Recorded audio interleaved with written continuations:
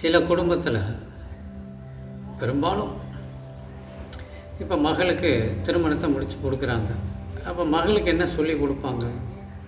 நீ புகுந்த வீட்டுக்கு போகிற, பொறுமையாக இருக்கணும், அவங்க எது நடந்தாலும் பொறுமையாக வாழணும், பொறுமையாக இருக்கணும் அப்படின்னு சொல்லுவாங்க. கரெக்ட் தான், இது கேட்குறதுக்கு நல்லாயிருக்கும். ஆனால் அங்கே நடக்கிற நிகழ்ச்சி பொறுமையை இழக்க வச்சிரும். ஏன்னா புது அனுபவம். அப்போ அங்கே ஒவ்வொரு அனுபவம் கிடைக்க கிடைக்க அவங்க சக்தி குறைய குறைய பொறுமையை இழந்துருவாங்க, கோவப்பட்டுருவாங்க. அப்போ அங்கே தான் சில பிரச்சனைகள் உருவாகும். அப்போ நாம் பொறுமையாக இருக்கணும்னு சொல்லி கொடுக்குறதுக்கு முன்னாடி மகளுக்கு நல்ல யோகாசனங்களை கற்றுக் கொடுத்து, மூச்சு பயிற்சியை கற்றுக் கொடுத்து, தியானத்தை சொல்லி கொடுத்து, நல்ல பலமாக்கிட்டு, இப்போ நீங்கள் சொல்ல தேவையில்லை, பொறுமையாக இருக்கணும், யோக முறைகளை கற்றுக் கொடுத்து, நல்ல தரமான ஆரோக்கியமான உடலை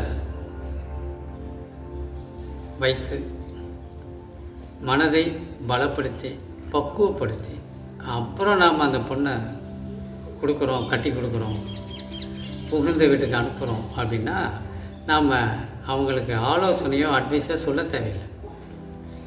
ஏன்னா அவங்க மனதளவில் தெளிவாயிடுவாங்க. அப்போ புகுந்த வீட்டுக்கு போனாலும் அவங்க இயல்பாகவே எல்லாத்தையும் புரிஞ்சு பொறுமையாக நடக்க ஆரம்பிச்சிருவாங்க. சிலவங்க இந்த பயிற்சி இல்லாமையே இருப்பாங்க, பொறுமையாக இருக்கிற பெண்கள் இருக்கிறாங்க. ஆனால் இன்னும் பயிற்சியை செய்யும் பொழுது அவங்க பொறுமையாகவே அந்த தன்மையாகவே மாறிடுவாங்க.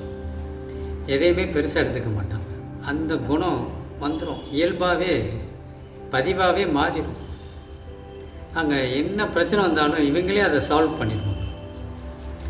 அப்போ பொறுமை கடலினும் பெரிது என்பது முன்னோர்களுடையது. ஆனால் பொறுமைக்கு எல்லையே கிடையாது. அப்போ நாம் அதே தான், ஒரு பையனை கட்டி கொடுக்குறோம். அப்போ போகிற அந்த வீட்டுக்கு இல்லை மனைவிகிட்ட பொறுமையை கடைபிடிக்கணும் அப்படின்னா அவருக்கு நல்ல யோகாசனங்களை சொல்லிக் கொடுத்து, மூச்சு பயிற்சியை சொல்லிக் கொடுத்து, தியானத்தை சொல்லிக் கொடுத்து, அவரை நல்லா பக்குவப்படுத்தி திருமணத்தை முடித்து வாழ்க்கையை துவங்கினாங்கன்னா மனைவிக்கிட்டேயோ இல்லை அவங்களுடைய உறவினர் அவங்ககிட்டையோ ஒரு பொறுமையை கையாள்வார். அவங்களே சில தவறுகள் செஞ்சாலும் அதை பெருசாக எடுக்காமல் அதை பொறுத்து கொண்டு அதுக்கு தகுந்த மாதிரி வாழ ஆரம்பிப்பார். அந்த அமைதி கிடச்சிடும். ஒரு சின்ன பிரச்சனையை பெருசாக்காமல், இல்லை பெரிய பிரச்சனையாக இருந்தாலும் அதை கடந்து போகிற அந்த நிலை வந்துடும். முதல் நம்ம பிள்ளைகளுக்கு பக்குவத்தை சொல்லிக் கொடுக்கணும். திருமணத்தை ஈஸியாக முடிக்கிறது அது பெரிய விஷயம் இல்லை, தாலி கட்டினா முடிஞ்சு. ஆனால் அதுக்கு முன்னாடி அந்த பக்குவத்தை நம்ம கொடுத்துருக்கோமா, அதுக்கு என்ன செஞ்சுருக்கோம், பணம் காசு அப்புறம். ஆனால் நம்ம பையனுக்கோ இல்லை பொண்ணுக்கோ என்ன சொல்லி கொடுத்தோம், வாழ்க்கை அனுபவத்தை. உடல் ஆரோக்கியமாக இருக்குதா, மனதில் அவங்க பலமாக இருக்காங்களா, திருமணத்துக்கு தயாரா, இந்த பாடி ஒத்துக்குமா, இதெல்லாம் நாம் புரிஞ்சு, தாய் தந்தை அந்த பொறுப்பில் இருக்கிறாங்க, இதைத்தான் நம்ம குழந்தைகளுக்கு கொடுக்கணும். படிப்பு கொடுத்துடலாம், சம்பாரிச்சிருவாங்க, அது வேறு. ஆனால் உடல் உபாதைகள் வராமல் தப்பிக்கணும். போகிற இடத்துல பொறுமையாக வாழணும். அந்த பக்குவம் கொடுத்துருக்கோமா, அதில் தான் நம்ம இறங்கணும். ஏன்னா வருங்கால குழந்தைங்க, வருங்கால அவங்க அந்த குழந்தைங்க வாழ்கிற அந்த நிலை அமைதியாக இருக்கணும், ஆரோக்கியமாக இருக்கணும். இதில் நம்ம பங்கு என்ன அப்படின்னு கேட்டால் ஜீரோன்னு சொல்லிடக்கூடாது. நான் என் குழந்தைக்கு சொத்து சேர்த்து வச்சேன், அது இல்லை. என் குழந்தைக்கு படிப்பை கொடுத்தேன், அறிவை கொடுத்தேன், அதெல்லாம் அப்போ என்ன அனுபவத்தை கொடுத்துருக்கோம் அதுதான் முக்கியம். குடும்பத்தில் உள்ள அனுபவம் என்ன, ஒரு மனிதனை எப்படி அவங்கள ஹேண்டில் பண்ணுறது, அவங்கள எப்படி நம்ம அணுகுமுறை, அவங்கள எப்படி நம்ம நெருங்கணும், பழகணும். புது உறவுகள் நிறையா வர்றாங்க, அவங்கள்ட்ட எப்படி நடந்துக்கணும், எல்லாத்தையும் டேக் இட் ஈஸியாக எடுக்கிற அந்த குணத்தை நம்ம கற்றுக் கொடுக்கணும்.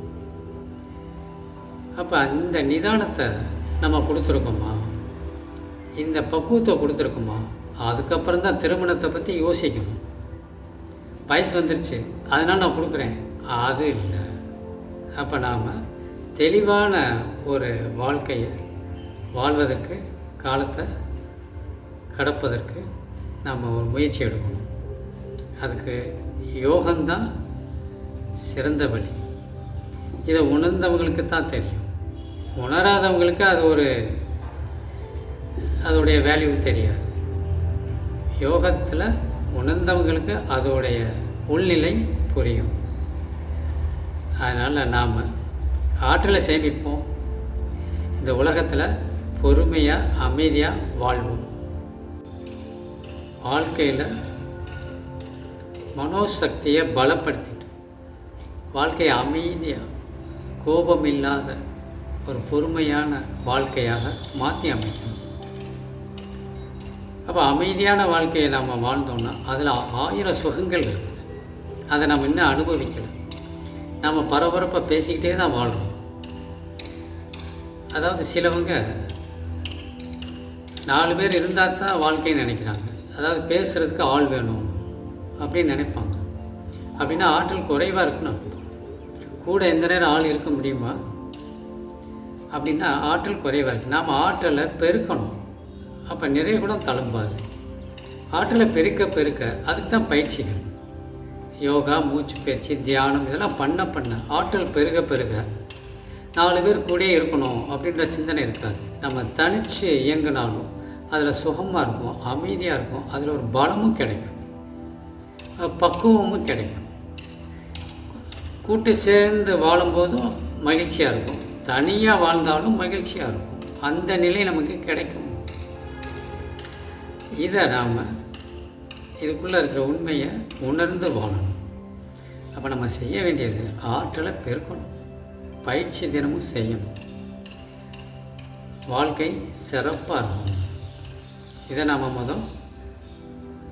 உணர்ந்து புரிந்து விழிப்பு நிலையோடு வாழணும். ஆனந்தம் பேரானந்தம்.